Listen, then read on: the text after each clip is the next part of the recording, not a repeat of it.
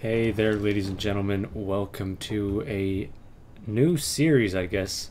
I'm going to call this one something along the lines of Dungeon Guide. It looks like this on the healer left right before the first boss. But yeah, I'm going to do some PvE stuff, some dungeon run-throughs. I know a lot of people do this stuff already, especially on TGN. But my viewers requested some of it, and I was looking through the comments and suggestions, what exactly people want to see, and it looks to me like Resto Druid was right near the top there. Didn't have a whole lot of time to introduce this one because I just got thrown into combat here, which seems to be happening a lot these days. Whenever I join a heroic, it's always halfway done.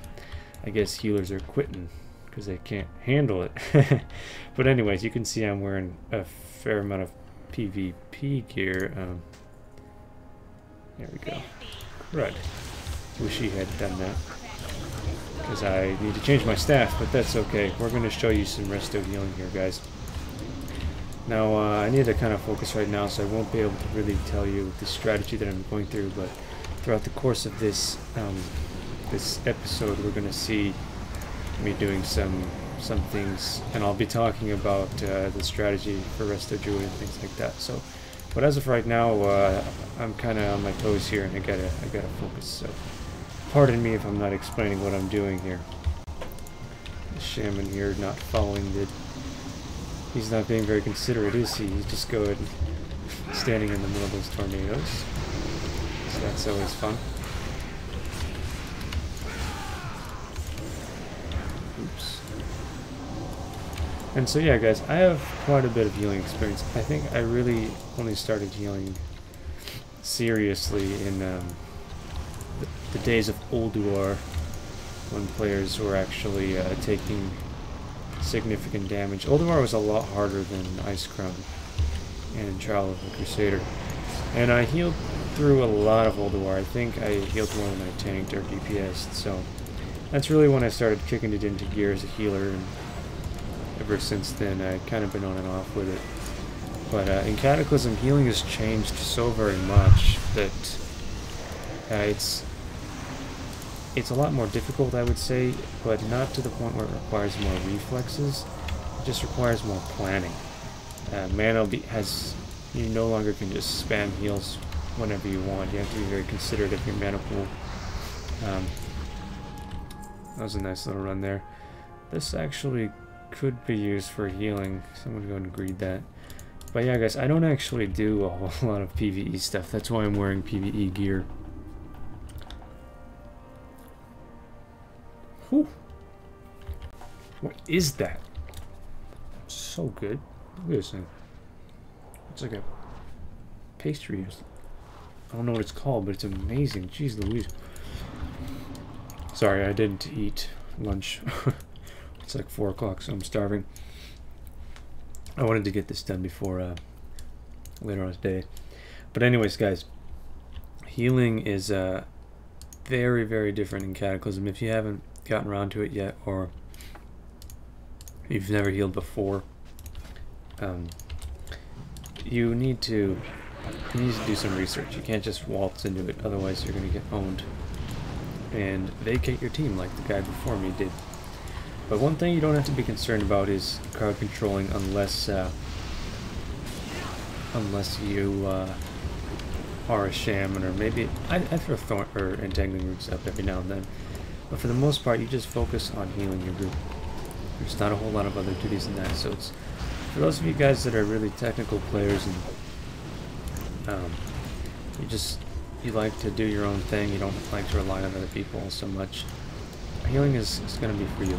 It's a lot more entertaining in Cataclysm than it was before, just because the difficulty's harder, and it's just more dynamic. But overall, guys, it's not as interesting to me as the other as tanking. Or I don't like tanking. It's just boring to me. But it's not as interesting to me as DPS, because I'm just a very aggressive player and I like to kill things. But I think girls and really chill people like to heal. I don't know, maybe that's just me stereotyping, who knows. But anyways, yeah, I hope you guys are learning something by watching me. I can't really... It doesn't make sense to do this before I put out a Resto Druid guide that's actually up to date, because you're watching me do things without an explanation for it. So I guess when I do make a Resto guide, I'll just I'll direct people to these videos so they can get an idea of what I'm talking about. But as far as add-ons go, guys, tons of people ask me what add-ons I use, or macros and things like that. I do have a couple macros, or maybe just one, that I use when I heal, which is combining nature's swiftness with a healing touch. But I do not use any healing macros. I don't even use unit frames. A lot of very competitive healers swear by healbot, and they can't heal without it. I don't agree with mandatory add-ons or putting people down for not using add-ons at all, because it's not the way Blizzard intended the game to be played. Yeah, they left the option for add-ons available, but it's certainly not a necessity. In fact, in many cases, it teaches people to be reliant on things that are not a core mechanic in the game, and then when they don't have those add-ons, they are just lost. So yes, I do click on the unit frames, and I use all my key bindings on my keyboard. I don't. My mouse is for my camera, clicking, and various other things, a couple hotkeys on there. But I don't use it for healing. A lot of people like to use healbot and some other grid. I've tried out grid before. In Raid, I think the latest version of Blizzard's unit frames is actually far superior to any add-on that I've seen. Now, granted, I haven't been raiding in Cataclysm or anything, but there's no disadvantage to using the default user interface, guys.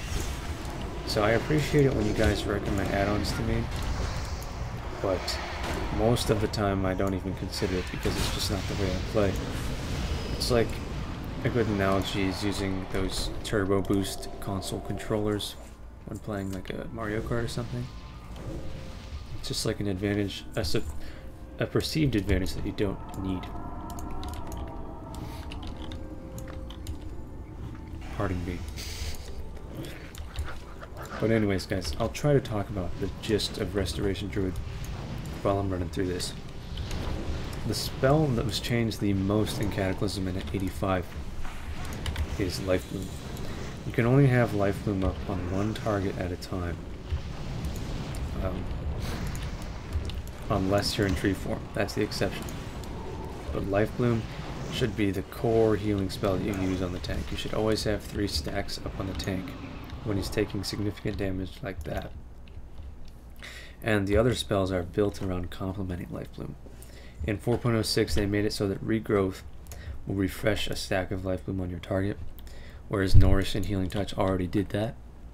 So theoretically, it should never drop off your primary target, the stacks of Life Bloom, but it can be used strategically to bloom at ideal times. So you can Swift Mend your target or put up some more heals on him and allow the Life Bloom to actually bloom, because it'll, in my gear, it hits like upwards of 42,000.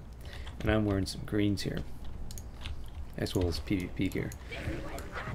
So that is kind of one of the dynamics that separate the really skilled Resto Druids from the regular tank healing ones. And make no mistake, healing does take a significant amount of skill, but it's a different kind of skill than it took in the past. Nowadays it's a foresight, planning, judging skills. Whereas before you kind of had an unlimited mana pool with the exception of heroic raid modes, and it was more about when to press your buttons as opposed to how many times or which ones to press. You can see my raid here, or my group is taking a lot of damage. That would have been an ideal time to use tree form. You can see my DPS is being inconsiderate and just standing in under the clouds there. Tree form could have been used to great effect there, because Tranquility is an 8-minute cooldown and you want to save that for the intense boss fights. But I don't find myself using it all that much anyway, so because I'm focusing on commentary and such, I kind of just fell back to Tranquility there. It wasn't entirely necessary. But Tranquility is mega good. It's OP. It's so good. It's way stronger than it was in before Cataclysm. It applies a hot that stacks 3 times in addition to the periodic healing it had before. So in a 5-man like this, Tranquility is like a bam on your keyboard, and then you just fall asleep for 8 seconds.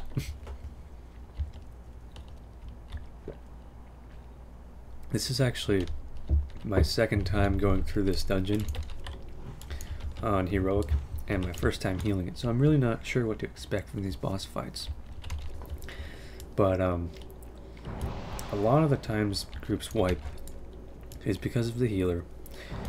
I would say the vast majority of the times the group wipes is because of insufficient healing. Not because they aren't healing enough, ooh, that was unfortunate, but because they're not healing properly. So, see, like right there, I could have hit that tank with a regrowth, but he wasn't taking enough damage to justify that. So I have almost full mana, whereas had I chosen to use the regrowth, I'd be a little bit lower. Little things like that, especially if you're under geared like I am, and using your swift, or what do they call those, clear casts. Using those on, oh man, I'm facing the wrong way. Using those on the opportune spells is very important. Darn it! See, these tornadoes are not even here in the regular mode, so I'm not used to having to run around after them. Oh man, look at that slowness. Moving around as Restoration Druid in this weather is not ideal. As a mage, I can blink around and cool stuff like that. Barrels move quick, but yeah, this must be tough for like a balanced druid or something. But yeah, I mean, the game has been designed now as a Restoration Druid to rely much less on wild growth, as that was kind of just sufficient raid healing in the past. Man, I'm totally in the wrong position right now. But now it's a lot more difficult. You actually have to use other spells to raid heal effectively, because wild growth just won't cut it. So, not that I need to use tree form right now, it's more of just an insurance policy, because when I'm in tree form I can put my regrowth up on the entire group, and that is like a blanket of healing should they take excessive damage at very low mana cost. Our Life Bloom is just so good, and you can see everyone in my group has it up on them, so at very little mana cost to me, I can put that up and not have to worry about it for 30 seconds or so. While you can see my mana pool kind of cutting it close here, this is some pretty decent DPS. In fact, let me pull up a recount, but there are soft and rage timers in these heroic modes, because the healing classes are not meant to be able to last all day long the way they were before Cataclysm. And so if the DPS isn't sufficient, then the healer will run out of mana. And I think that's a big problem, which is causing a lot of people to stray away from healing and a lot of people to quit healing and get frustrated and leave, is because the faults of the DPS is often put on the healer. Because if he runs out of mana, or people start dying because they're taking excessive damage, it's a lot more difficult to compensate for those mistakes now. So it's more difficult in general. People just have to be more careful, and the tank has to be more considerate. So yes, mana pools are not unlimited, and if the DPS can't kill the boss quick enough, then you're going to run into some serious problems. Overall though, that was very solid, no complaints. When I first started doing dungeons in Cataclysm, which was a while ago, but the failure rate was so high. Wipes constantly, groups would disassemble, and it seems now that things are a lot better. They probably should have crowd controlled there. His tank is geared, but he's taking a crap ton of damage.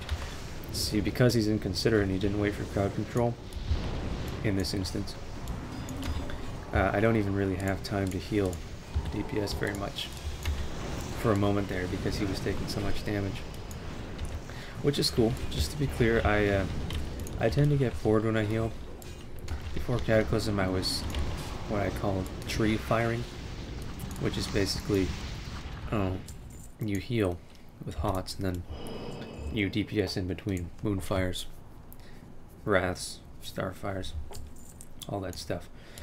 But you can't even do that in Cataclysm, not anymore. So I do appreciate it when tanks are aggressive and when they don't stand around waiting a whole lot, because it's just boring if they don't speed things up a little bit. Granted that they have the gear to do that. If they're too aggressive and they don't have the gear, then that's just bad news. So here I would imagine we're going to do some crowd control. Pain about being a rested druid is you don't have any interrupts or silences. You have a cyclone, that's about it. And it doesn't help your group at all, really. In fact, most of the time it hurts your group if you cyclone something, because of movement and all that. So I imagine that is a repentance. Yeah, repentance, the diamond, and then he's just going to go for the rest of them.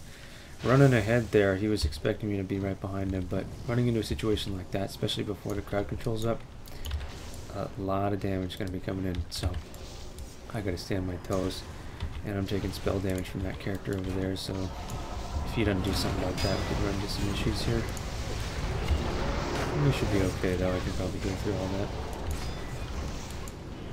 Looks like the diamond is feared instead of... Okay, so Hengest taking it a step further and stunning his melee targets and things. Good job by him. Clearly not his first time through here, but you never know when you're going to run into players that, you know, kind of new. It's fun. The reason I PvP is because in Battleground or Arena you get to kill those people, but in a dungeon like this you have to work with them, so they kind of drag you down.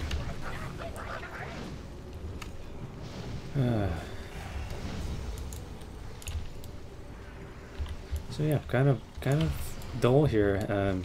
It's fun to heal, but it's not fun to watch healing, so I'll try to keep it as interesting as I can with commentaries.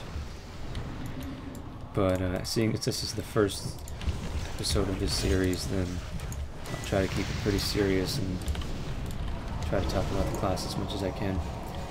It'll make a lot more sense watching me do this once I convey my strategy to you guys. Right now it may seem like I'm just kind of pushing a bunch of buttons, and to an extent that's what I'm doing. But hopefully this gives you an idea, because I'm under-geared and wearing PvP stuff, that healing is not strictly based on gear. You can see I drink quite a bit, and I cut it close in the boss fights, but overall it's certainly doable to heal, as even in a PvP spec or with poor gear, they can just go ahead. The tank doesn't have to do anything here. Just to give you guys a glimmer of hope if you're struggling with healing. I know a lot of people are, and that may be due to a lack of experience or perhaps too much experience. That's kind of a the interesting paradox to think about. If you are a really experienced Wrath healer or Burning Crusade healer, you're going to be really accustomed to the strategies in that time, which were so much different. So those people tend to overheal a lot and run out of mana really quickly, which is becoming the big problem with healers these days. Given the changes to spirit and all that. So, I don't know, I like to think I'm pretty balanced. I like to use my mana pool when it's there, and at the same time still have a reserve. So once again, just one form of crowd control. We could be using repentance here, I believe. Perhaps not, though. I'll have to consider these guys. That... oh, darn it. What the hell happened to him? I just blew my cooldowns on him trying to save him. I definitely could have, guys, but I was in the middle of a cast when he started to take that damage. And so I just was just a second, literally less than a second too late. I don't understand why I have aggro here. This tech needs to kick it into gear.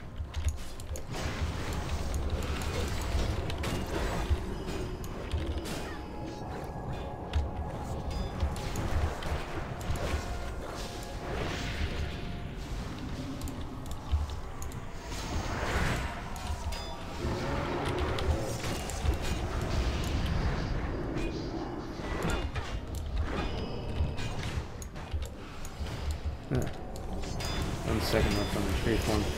You want to be sure, guys, if you're putting up... Oh my god. There's nothing I could have done there. Too much damage. If you're putting up life blooms on your group, multiple target, because you have... because you're in tree form, then you need to be sure that when tree form comes out, you don't hit life bloom again. Otherwise, you're going to cancel all the effects that you had. Holy smokes. Oh, are you freaking kidding me, man? That is such bull smack. Did you see that? He just materialized out of nowhere. And I really don't want to die here, so I'm going to... Usually Shadow Meld works in situations like that. I don't think I would kite them all the way back, but... Guys, Hengest doesn't die, so... That's why I'm doing this. Hopefully this Warlock gets with the program here. I really don't know why that Shadow Meld didn't work, but... If they're still pursuing me, then... I believe I will die down here. There we go. They stopped pursuing me. Okay. We're good. Oh, what the... Look at how they're just materializing out of nowhere. It's ludicrous.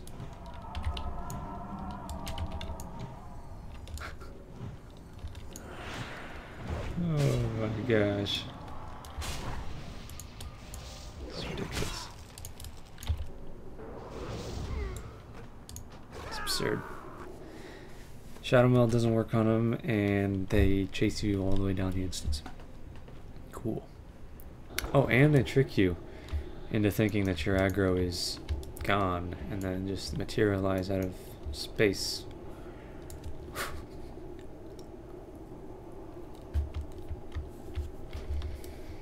So what happened there, guys, is the tank pulled without any crowd control, and you saw how much damage he was taking. I was healing my ass off. It wasn't a lack of spell power, because when I get going, I have quite a bit. It was simply too much damage. The tank wasn't holding aggro. I was healing myself, and the Warlock got one shot. Yeah, it was the tank's fault. That's an example of how the healer can take that blame for a situation like that, whereas a lesser experienced player may not realize that the fault was not in the healer's hands. It's a common problem that people are running into.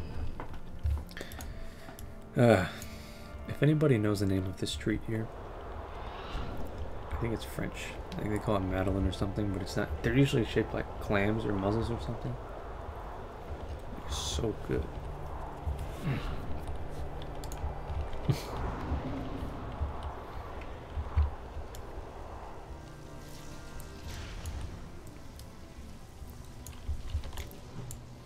So yes, running back and forth like this. Really frustrating. This is why I don't like PvE. Because somebody can literally take an hour out of your day just by doing that kind of thing. When you went in here to complete the dungeon, and it happens. Anyways, let's get back on track. We are waiting for the priest. Shadow priest. I wonder what her deal is. She's taking her sweet time. Her name is Bat out of Hell. By the way, Night Elves would never be Shadow Priests. For those of you watching the Story of Warcraft stuff. This tank is something else. Is this a warrior? He's not rending. He's not even thunderclapping. Like, what the heck is this deal? This paladin here is standing in the middle of those shockwaves, taking all kinds of damage he doesn't need to take. So apparently the fear, what is this? Fear lasts forever against NPCs. I was not aware of that. Very impressive.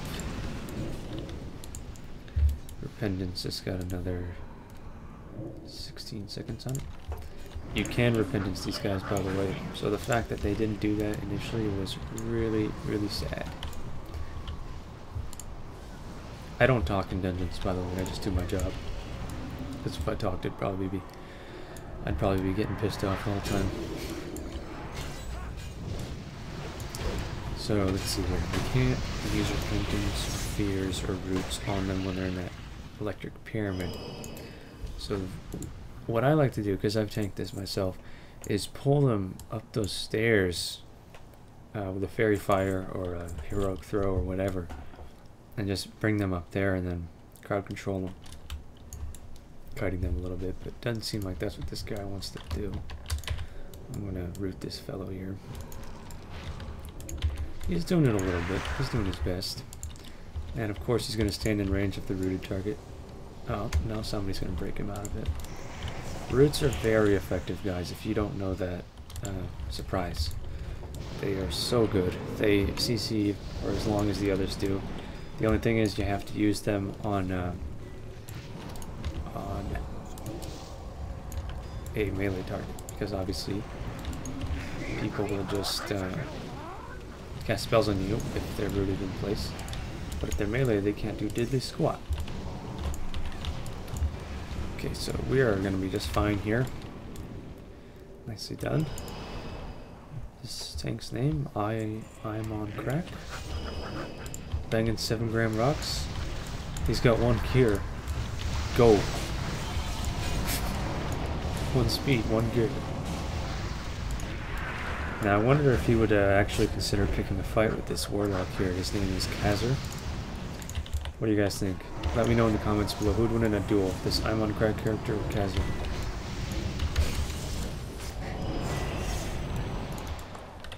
Probably only about 30% of you are getting the jokes I just cracked, and the rest of you are probably like, what the hell is he talking about?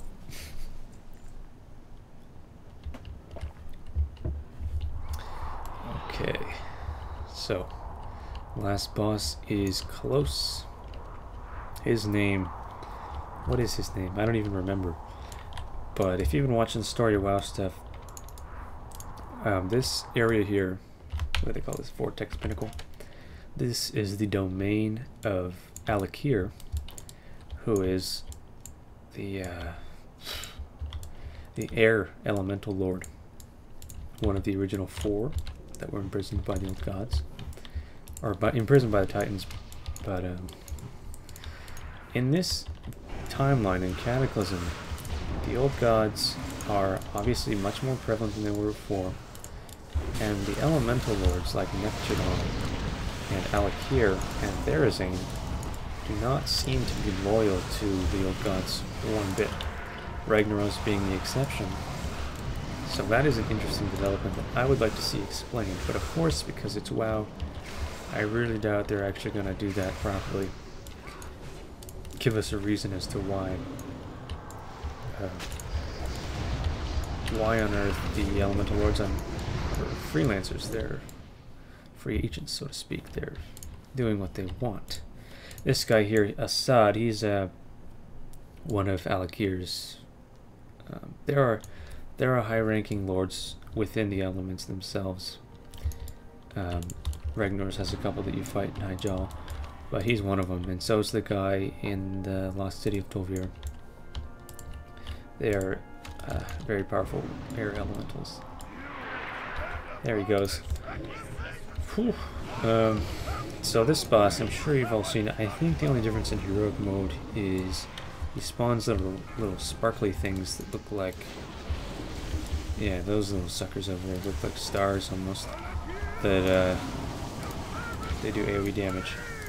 So that's going to be tough on old Hengest here unless the DPS actually decide to damage them, which most of them don't. And I'm rooted in place here. I could probably shift out of that. Oh my god. Yeah. Okay. So I could shift out of that route, I believe, but is that really how this works? When you get rooted and he does that? How do you prevent that? Either way,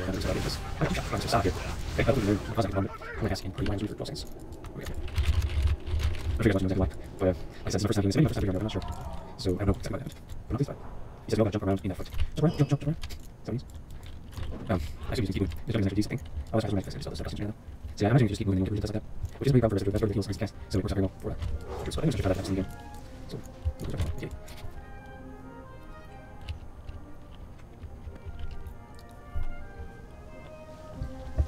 So necessary, that's one spark. And then we'll start here. That's fast.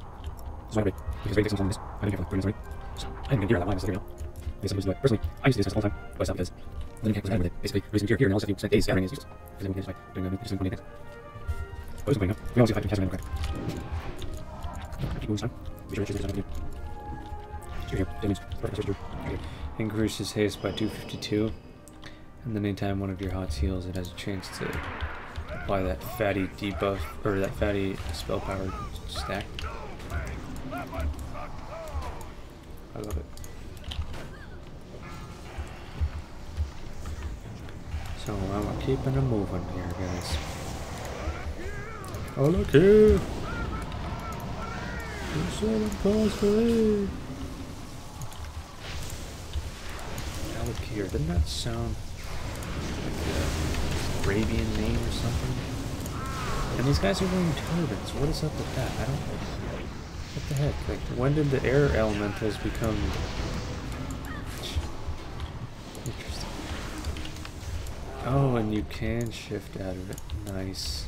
Nice. Mr. Maestro's here. He's happy to be back. Trying to drop those regrowth, I forget what you call those things, efflorescence. Did I accidentally use my... Oh my god, dude. Dropping those efflorescences in ideal spots is really, really important too. They're nerfing that in patch 4.1, I'm not happy about it. But it is too strong. There we go, couldn't have done anything for Mr. Warlock there. Just not inside the triangle. And man, they are not forgiving with that one bit. On normal mode, you can actually survive for a couple seconds. But, not in heroic. It's an instant kill. So the likelihood of them being able to kill Mr. Assad here, just the two of them, very low. So I'm gonna go ahead and wait for them to die, and then try to run away with the Shadow Meld. Pretty good at it. Of course, I tried it against that one mob, and homeboys just came out of nowhere and killed me. So I'm gonna let them die, but I'm not gonna tell them that. Of course, I don't want to give them any wrong ideas. I guess I'm going to retreat here. And the warrior thinks that he stands a chance. He's popping on cooldowns. Are they serious? Maybe I should stay. It's not that I'm a coward, guys. It's that I don't want to spend all day in here. I'm not confident that the shaman, or the paladin and the warrior can take him alone. But I've been wrong before, so I'll give him a chance here. I'm almost out of mana though, so that's a good example of what happens when there's not enough DPS.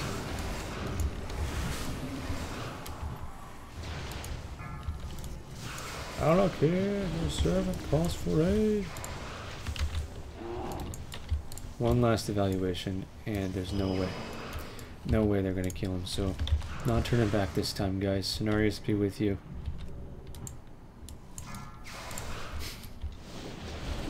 I wonder if this is fun to watch. I can't imagine it's nearly as entertaining as the battleground stuff.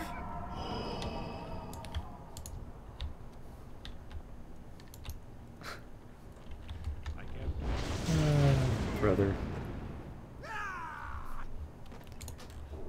Why? Why did I save them? Could have survived. So that's 2 wipes now.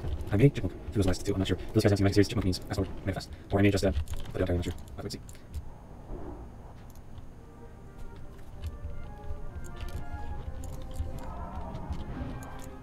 What a cool size healing is. I'm using a longer distance for this. Yes, that's it. I remember how difficult it was before to search for Latin translations. You can see, just awesome. Getting Warcraft, you know, how good is that? 3 defense. Damn. Awesome.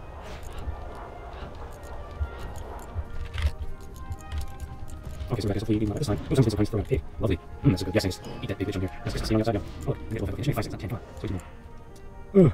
There we go, finally. Yeah, nothing like an old wrath buff there. Delicious. Okay, let's do this. Hopefully my team can manage to stay inside the pyramid this time.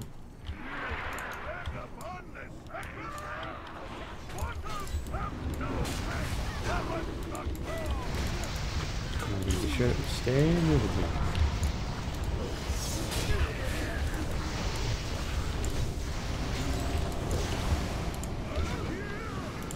Alakir! Your servant calls for me! I'm gonna write Blizzard an email and ask them why the air elementals are Arabian. Why are they wearing turbans? And why are they in a desert where Indiana Jones is running around? A very strange theme. I don't understand that little tidbit. I wonder if they actually wrote a book on Cataclysm events, if the air elementals would be wearing turbans and have jewelry on them like they were from the Middle East. Oh, Earth and Azeroth, so similar in so many ways.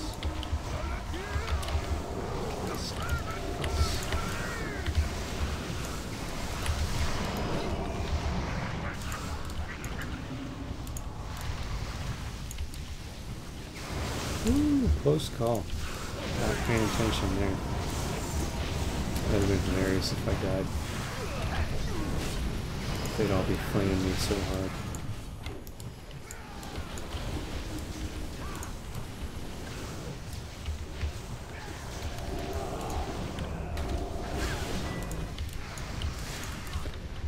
Guys, you should be using an innervate in the beginning of every fight, boss fight, as well as using tree form at least once, depending.